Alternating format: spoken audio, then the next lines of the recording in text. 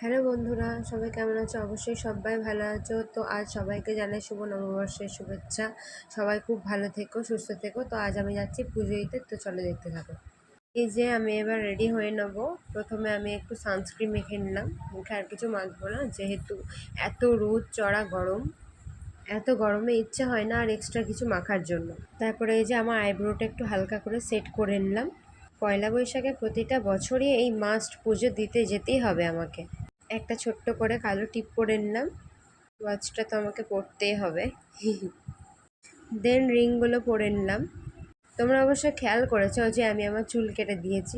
হ্যাঁ, এই গরমে সত্যিই তাই, প্রচণ্ড বিরক্ত লাগছে চুল রেখে, তাই কেটেই দিলাম। এরপর কাজল পরে নিলাম আমি। অ্যাকচুয়ালি চুল আমি কোনো দিনই ভালো করে কাটতে চাই না, কিন্তু এবারে কি মন হলো কেটেই নিলাম। তারপর কোন কালার লিপস্টিক পরবো আমার তো মাথাটাই গুলিয়েছে। তারপর এটা একটা বেছে নিলাম, নিয়ে পরে নিলাম।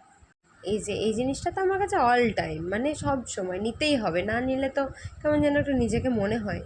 তো ফাইনালি আমি এখন রেডি হয়ে গেছি। এবার আমি আর মা দুজন মিলে বেরিয়ে পড়লাম। তারপরে টোটো ধরে চলে গেলাম মা খৈদারিকালীর মন্দিরে। এই যে সেই মন্দির যেখানে প্রতি বছর আমি না এলে আমার মনটা যেন কেমন কেমন করে। এই যে আমার ফৌজদারি মা কালী। ঠাকুরমশাই পুজো করলেন এবং পুষ্পাঞ্জলি দিলাম, চান জল খেলাম। যতক্ষণ থাকলাম মন ভরে তার দিকে তাকিয়েছিলাম। বাবা যে ডায়েরি দিয়ে পাঠিয়েছিলেন সেই ডায়েরি ঠাকুরমশাই কী যেন লিখে দিচ্ছেন। এরপর মোমবাতি ধরিয়ে ধূপ ধরিয়ে এদিক ওদিক দেখিয়ে দিলাম। তার পাশে একটা শিব মন্দির ছিল, সেই শিব মন্দিরেও ধূপ দেখিয়ে দিলাম। পাশে দুপুরের খাবার দাবার ব্যবস্থা ছিল, তো রান্না হচ্ছিল তখন। এরপর আমরা চলে গেলাম বর্ধমানের সর্বমঙ্গলা মন্দিরে। এই বছর এত ভিড় ছিল, এত ভিড় ছিল, কোনো বছর এরকম ভিড় হয়নি। মা এদিকে ডালা নিয়ে ঢুকে পড়লো পুজো দিতে লাইনে। তো আমি লাইনে আর দাঁড়ালাম না, ঠাকুরকে আমি আর দেখতে পেলাম না। তারপর মা আর আমি কটা ছবি তুলে নিলাম। এরপর চলে গেলাম টোটো ধরে একটি দোকানে, সেখানে আমি রিং কিনলাম।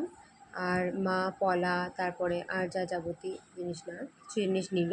এবার আবার টোটো ধরে সোজা চপের দোকান ঢুকলাম। চপ নিয়ে এবার বাড়ি ফিরে গেলাম। এই যে আমাদের নায়িকা শুভশ্রীর বাড়ি। তাদের বাড়ি পেরিয়ে আমার বাড়ি এবার ঢুকে পড়লাম। বাইরে অসহ্য গরম, অসহ্য গরম সত্যি। মা তো এসে বসেই পড়লো হাওয়াতে। তো বন্ধুরা, আবার আসবো পরে ভিডিও নিয়ে। টাটা।